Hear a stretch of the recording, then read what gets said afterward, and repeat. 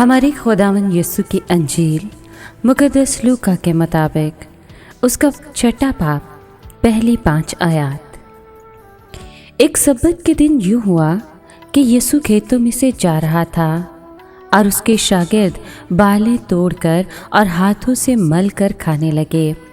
तब फरीसियों में से बाज़ उनसे कहने लगे, तुम क्यों वो काम करते हो जो सब्बत को करना रवा नहीं? यीशु ने उनके जवाब में कहा, क्या तुमने नहीं पढ़ा कि जब दाऊद और उसके साथी भूखे थे तो उसने क्या किया? वो क्यों कर खुदा के घर में गया और नज़र की रोटियां लेकर, जिनका खाना काहिनों के सिवा और किसी को रवा नहीं, खाईं और अपने साथियों को भी दी।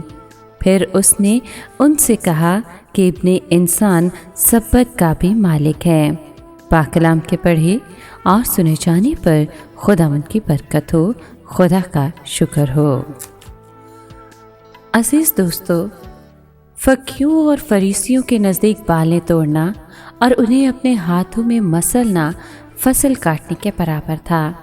इन लोगों ने अपनी तरफ से सब्बत के हवाले से बहुत से इजाफी असूल बना लिए थे और वो सख्ती से इनकी पाबंदी भी करते और करवाते थे। इसी वजह से सब्बत का दिन बोझ बनकर रह गया था। हालांकि खुदा चाहता था कि ये खुशी मनाने और इबादत करने का दिन हो। यीशु मसीह ने फरीसियों की गलत सोच को दुरुस्त करने के लिए माजी की मिसालों का जिक्र किया।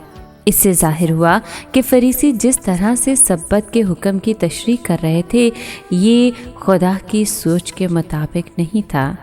पहले तो यीशु ने दाऊद और उनके साथियों की मिसाल दी कि एक बार जब उनको भूख लगी थी तो उन्होंने खुदा के घर से नजराने की रोटियां खाईं।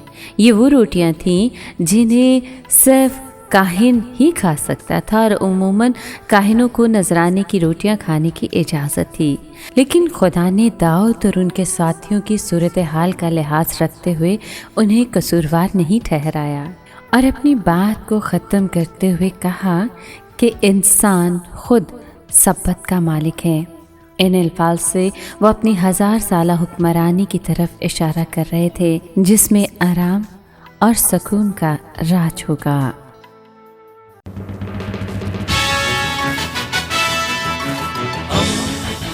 दोस्ती का पैगंबर, रेडियो वेरितास एशिया।